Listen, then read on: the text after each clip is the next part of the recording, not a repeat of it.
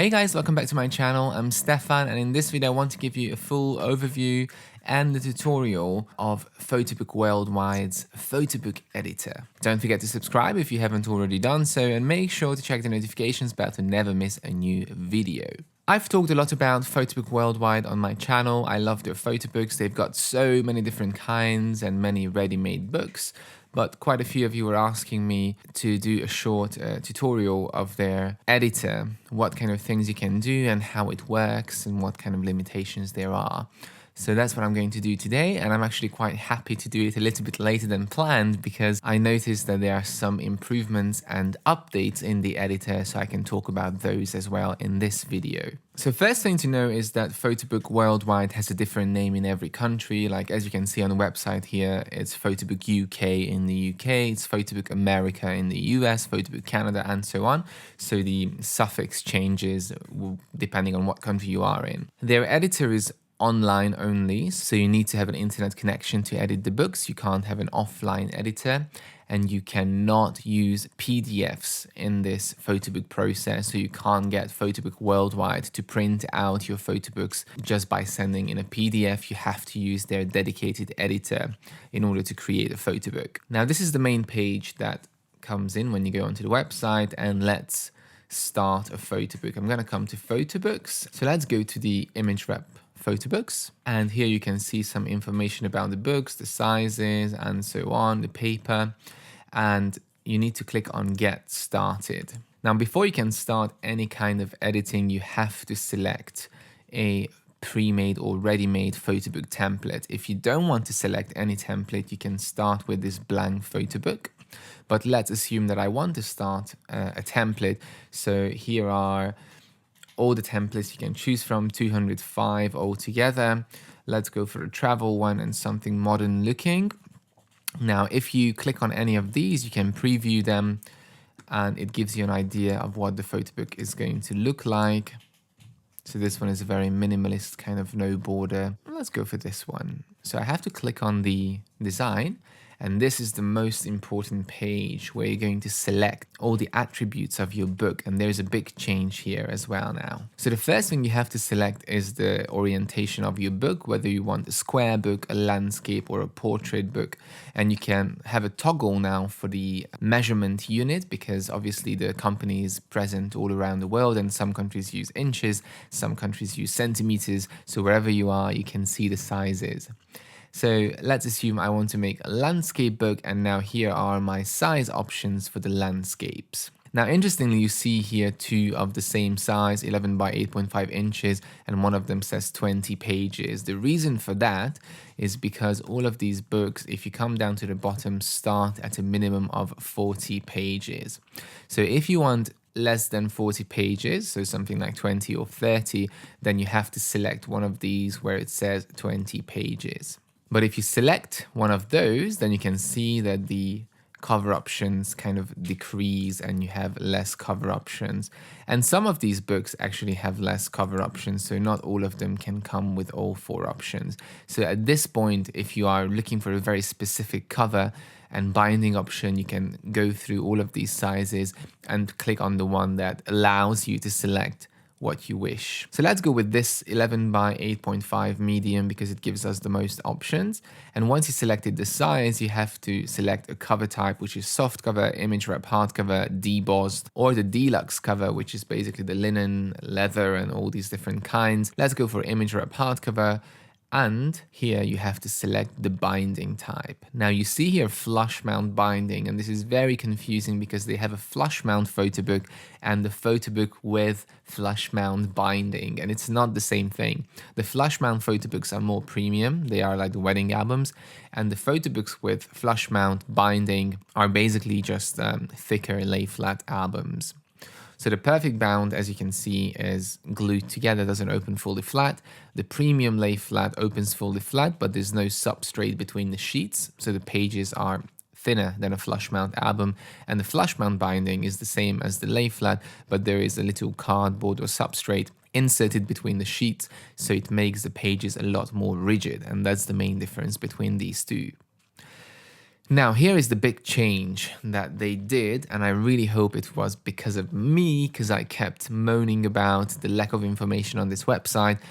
And a long time ago, when I did my last review, the only way you could see what kind of paper options are available for your book is when you went into the editor and you added your book to the cart. And that was the stage where you could select or see what kind of options you have for paper choice. And that was very irritating because you could have ended up making an entire book just to realize that the photo paper you're looking for is not available for that book. But now you can see it here. So here are the paper options, and you can see for perfect binding you have premium silk, photo luster, Canon HD. For premium lay flat, you've got the e-photo luster and matte, and for flush mount, you've got again 3 options, 2 Canon HDs and 1 e-photo matte. Now this is crucial because I've talked about this so many times that the Canon HD papers use the Canon Dream Labo printer, which is the best printer at Photobook worldwide. Since they don't have any silver halide printing, their high definition inkjet printing is the best option if you want amazing print quality.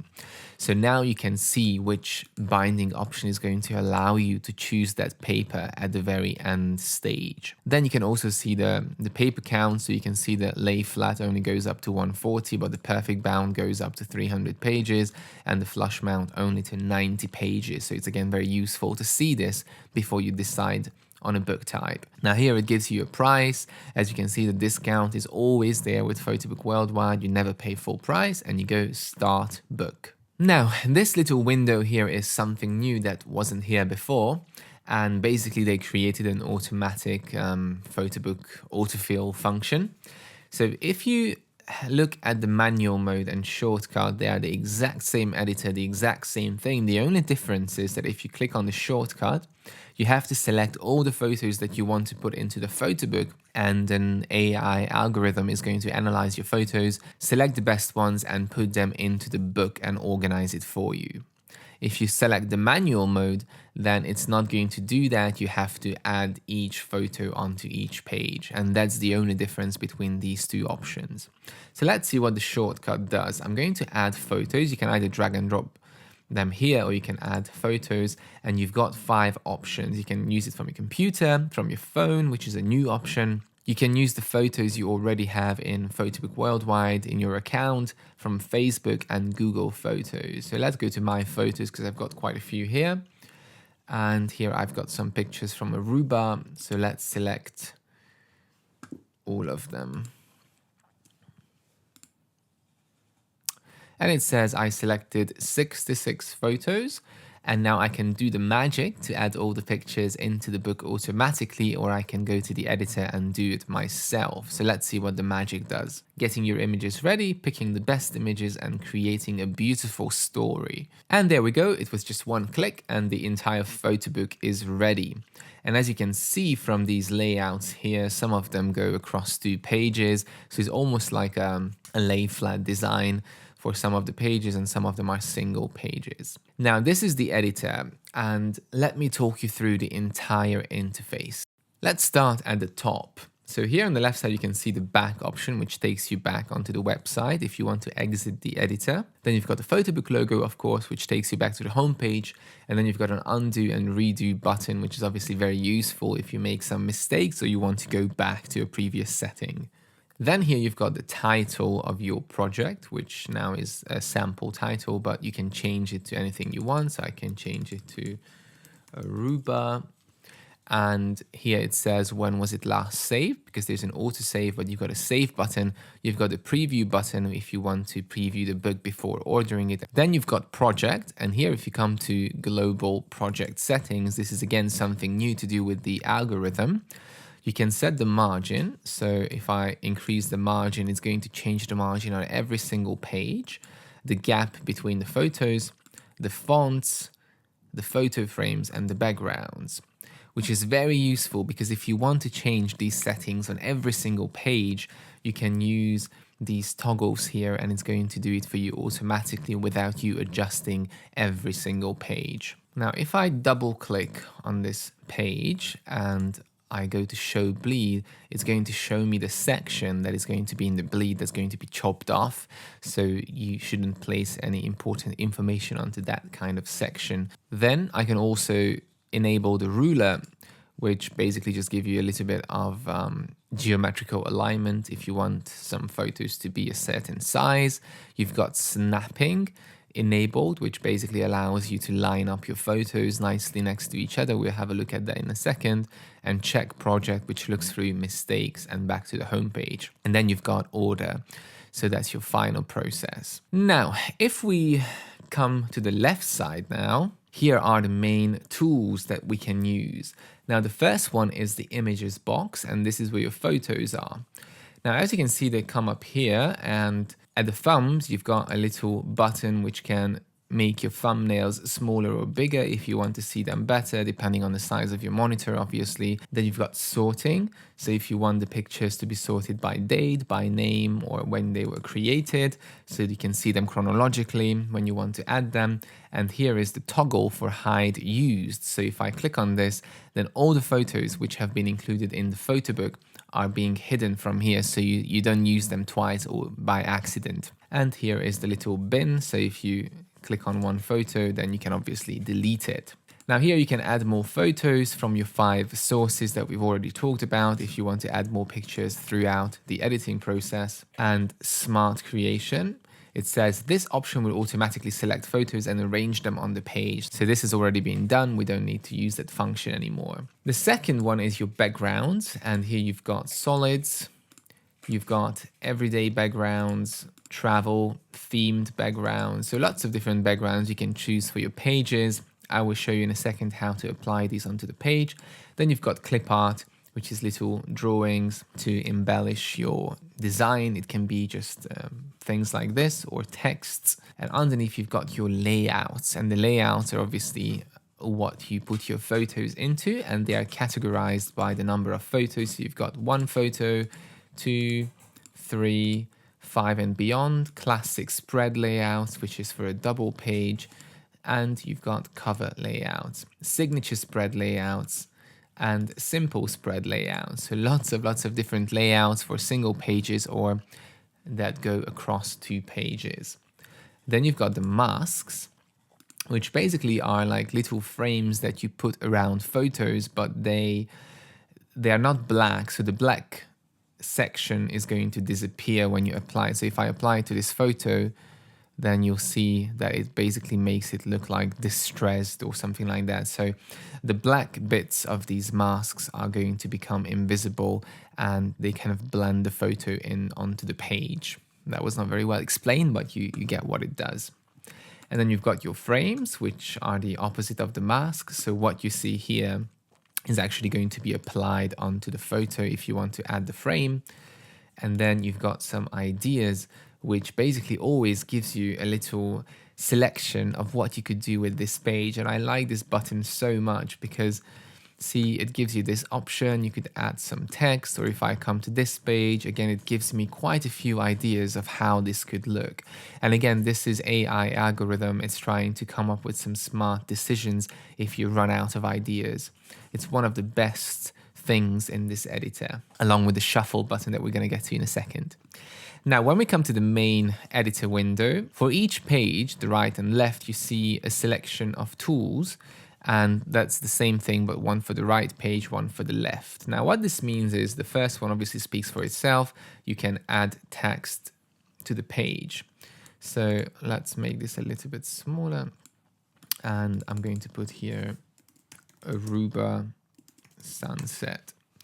Now, once I put in my text, I can use obviously the standard stylings like bold, italic, underlined, align the text, color. You've got a lot of fonts to choose from, size, and bring it forward or backwards. So if you bring it backwards, it's going to disappear behind the photo, but if you bring it forward, it's going to sit on top of any photo that is on the page already.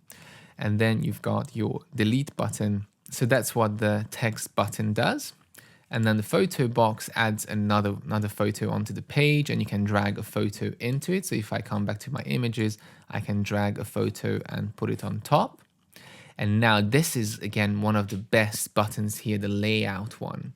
Now the shuffle button is going to change my layout with the amount of photos that are on it until I see something that I really like. Now this one, as you can see, already has something across 2 pages, but if I come to a page where I've got photos on just one page, not the whole spread, and I click on this shuffle, it's going to give me all the available options for 3 photos, and I can press this shuffle button until I see something that I like. So it's very similar to the ideas button, but it works on one page. And as you can see, with some of them, you've got some text options and smaller photos, bigger photos. So again, very, very creative if you run out of ideas of how to arrange your photos. Now there's a plus button if you want to add an extra photo box, and then you've got 4 pictures on each layout, and you can take away one as well and another one. So it's basically doing now all the editing job that we used to have to do, like aligning the photos, you know, like getting them to match up nicely. You don't have to do any of that anymore because these buttons are just so creative, and it gives you so many options that I'm sure everybody's going to find one that you like.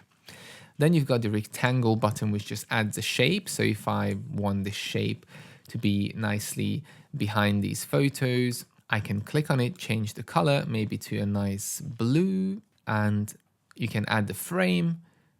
You can round the edges, and I'm going to move it behind so it sits behind my photos, and you can add some kind of geometric elements like that.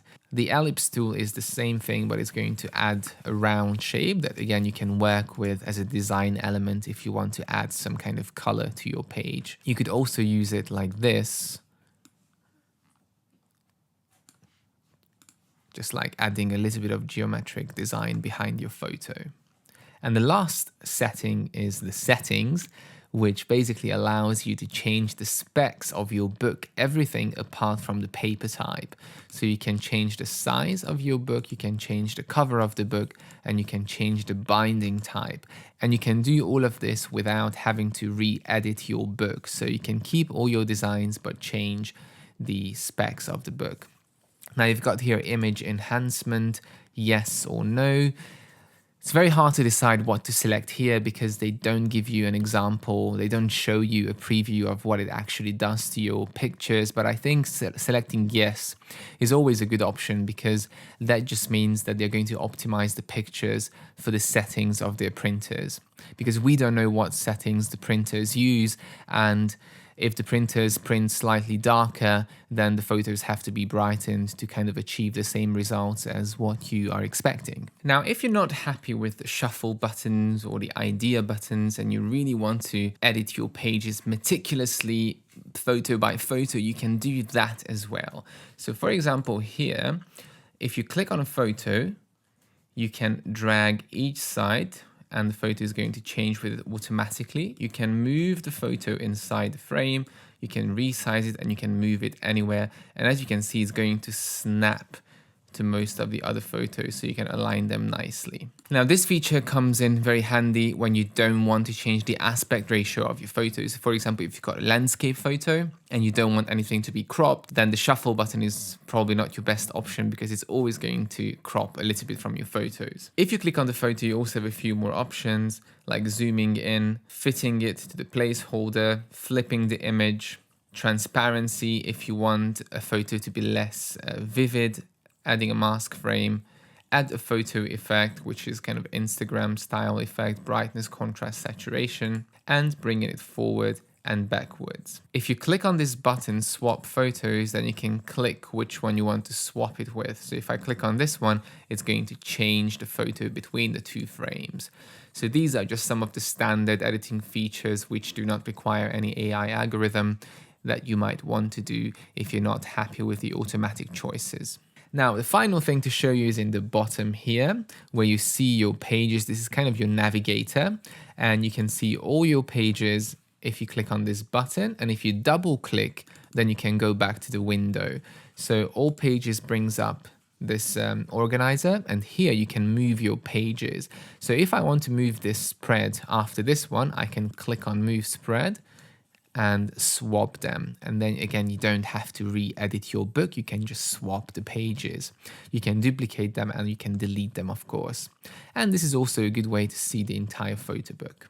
Now, if I go back to my one-page layout, then I can do the same thing here. I can add a new page with a plus button. I can duplicate and I can remove pages. Now let me show you some of these options here again on the side. So for example, if I want to add the background to this page, I could come to my solids and add this gray, and I just have to drag it.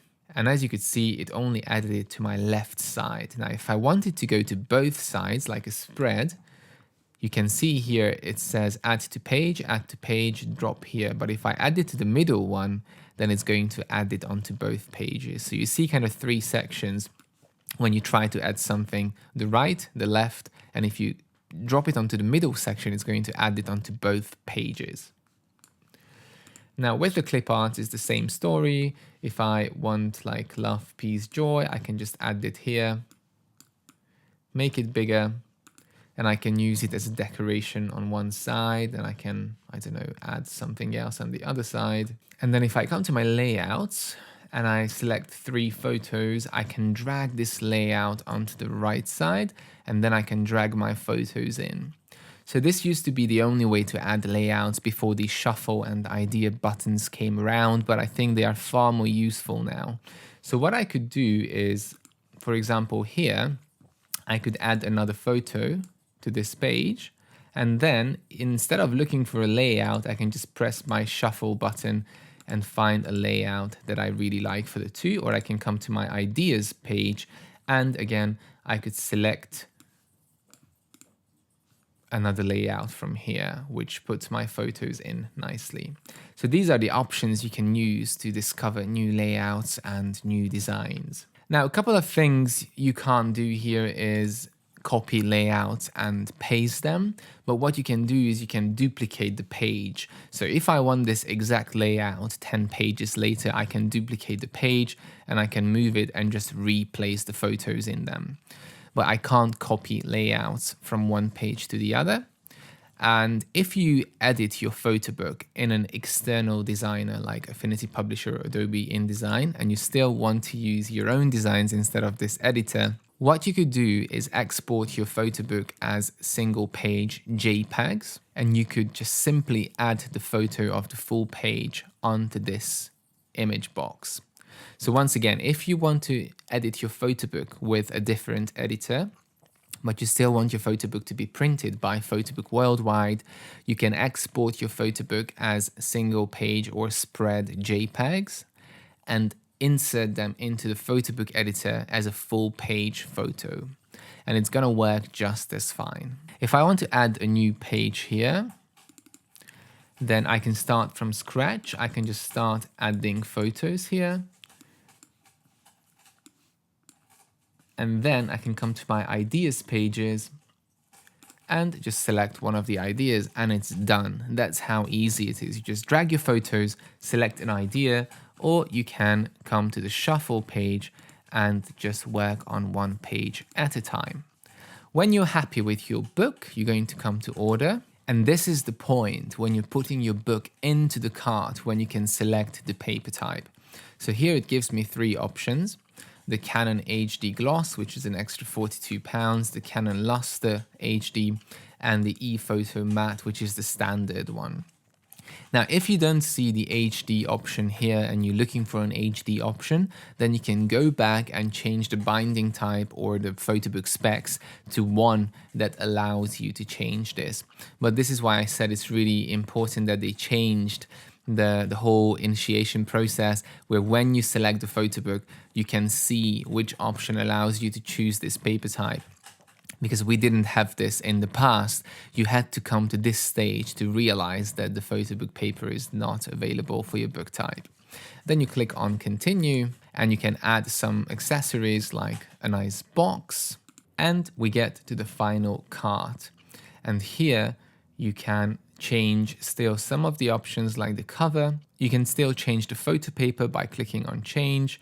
You've got some codes entered in automatically, a voucher code that gives you the discount. and you can change the accessories as well. So this was my quite long walk through the editor, but I feel like I had to talk about all these features because there's so much you can do in this editor, and I think it's becoming my favorite editor after all.